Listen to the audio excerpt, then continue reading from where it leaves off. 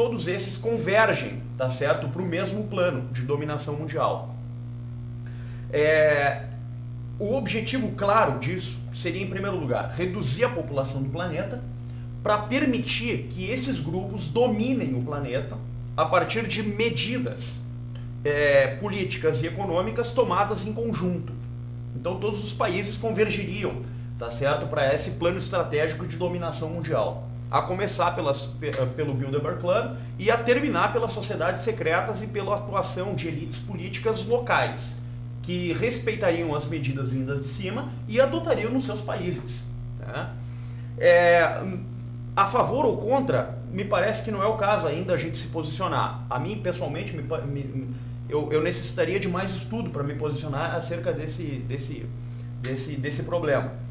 Mas eu acho que a obra do Daniel Stolin, que eu inclusive citei na página do Orkut, ela tem muitas referências interessantes sobre o tema. Ele dá assim provas documentais até, né, de que muitas das famílias mais milionárias do mundo, como o Rockefeller, Rothschild, Morgan, assim como empresas que pertencem a essas famílias, assim, que são visíveis aí, elas estariam todas assim agindo, tá certo, estrategicamente nesse sentido.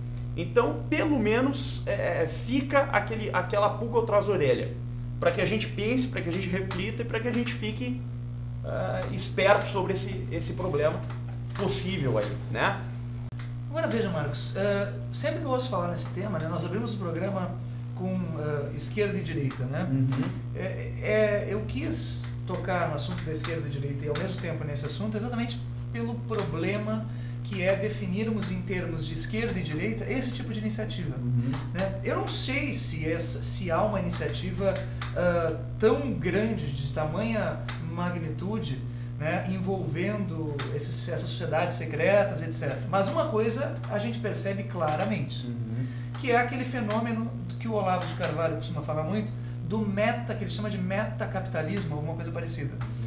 Ele inventou esse nome, que eu achei muito interessante, para definir esse fenômeno novo, que é o quê? São algumas empresas, né, multinacionais muito ricas e que vêm da força do capitalismo, né, que teriam toda a cara de direita, poderíamos assim dizer, como Ford, Rockefeller, etc. E que, por mais paradoxal que isso pareça, desenvolvem fundações, e essas fundações bilionárias financiam todas as iniciativas esquerdistas, né, que acabam desembocando dinheiro aqui no Brasil, incluindo ONGs, etc. Partidos políticos e tudo mais.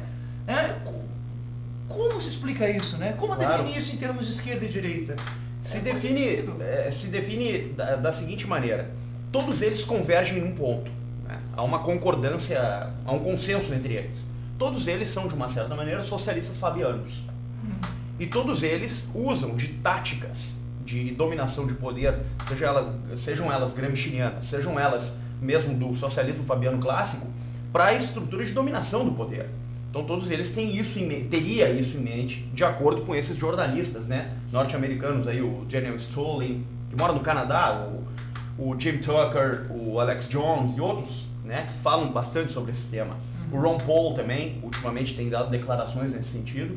Mas, a bem da verdade, o elemento assim, central, fulcral que a gente tem que perceber é o seguinte: dinheiro e ideologia política, ou dinheiro e modo de entender a realidade, são coisas completamente diferentes. O Olavo mesmo tem uma declaração que eu achei super interessante sobre o George Soros. Ele diz que o George Soros, apesar de milionário, parece uma criança enxergando a realidade. Nesse ponto ele tem toda a razão. Quer dizer, o fato de ter dinheiro não significa que a pessoa tenha uma compreensão melhor ou pior da realidade. E aí está a prova. Todos eles têm muito dinheiro, aliás, eles são donos do planeta, dono de grande parte da economia mundial, mas todos eles têm esse plano maldito, satânico, de dominação, tá certo? Estratégica do poder mundial. E isso nada mais é do que socialismo fabiano aplicado a nível mundial. Então, a gente está acostumado a enxergar o socialismo dentro de uma perspectiva local, do Estado-nação, né? Das unidades políticas locais ou até mesmo regionais. A gente não para pensar que o socialismo ele tem uma pretensão internacional, e desde sempre o teve. desde o velho Marx até os últimos. Todos os totalitários socialistas do século XX tinham a pretensão internacional de levar adiante o socialismo para além dos seus estados-nação.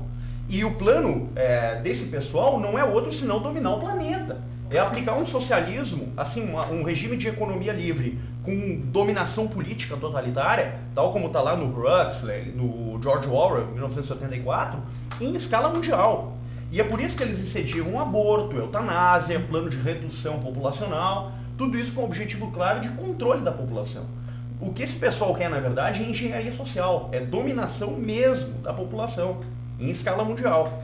E nisso eu acho que o Olavo e esses jornalistas têm toda a razão quando eles falam. Eu acho que a gente tem que ficar assim de olho,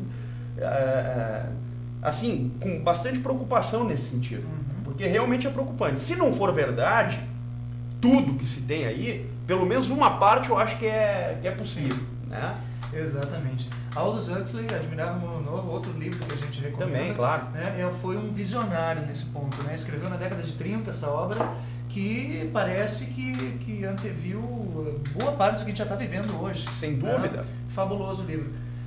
Você falou sobre George Soros e sobre como um empresário que não enxerga bem a realidade. Pois bem, Gustavo Sander fez uma entrevista com um empresário que sim, enxerga bem a realidade. É o Célia, que mais do que um empresário, é um grande líder aqui do Rio Grande do Sul. Sem dúvida. E que vocês poderão conferir agora. Confira a entrevista com Gustavo Sander.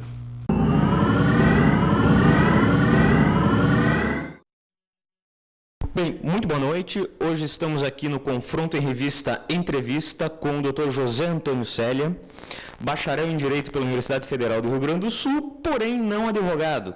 O Dr. Célia é um destacado líder empresarial do Rio Grande do Sul, já foi presidente da ACE de Porto Alegre, da ACE Rio Grande do Sul e da ACE Brasil, e hoje atua como consultor comercial de empresas.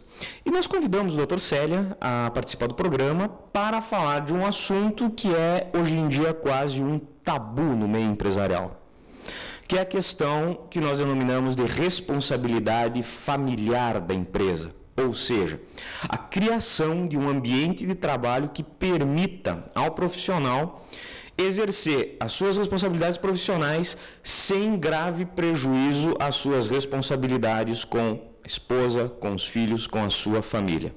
Célia, tu comentaste comigo há algum tempo atrás que o governo espanhol patrocina um prêmio em que se escolhe dentre as empresas espanholas, todo ano, aquela que se destaca em termos de programas de responsabilidade familiar. Eu gostaria que tu comentasse um pouquinho mais sobre esse prêmio, essa iniciativa dos espanhóis. Caro Gustavo, caros telespectadores, na verdade, nas últimas décadas, a gente vem assistindo um grande avanço na questão da responsabilidade social. Hoje se fala já na questão da sustentabilidade.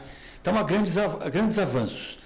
Mas, por incrível que pareça, os fatos sociais, eles se criam, as necessidades aparecem e os desafios para que a gente resolva os problemas também. Então, hoje, o grande tema do momento, embora ainda muitas dificuldades, é a questão da responsabilidade familiar. O que é isto? Como a empresa pode ser agente de construção de famílias mais seguras e de que possam conciliar com a educação de seus filhos, o que não é pouco, é um enorme desafio. Na Espanha, o que aconteceu? Através de um trabalho fantástico, quem muito desenvolve isso é o ISE e a Universidade de Navarra, com a professora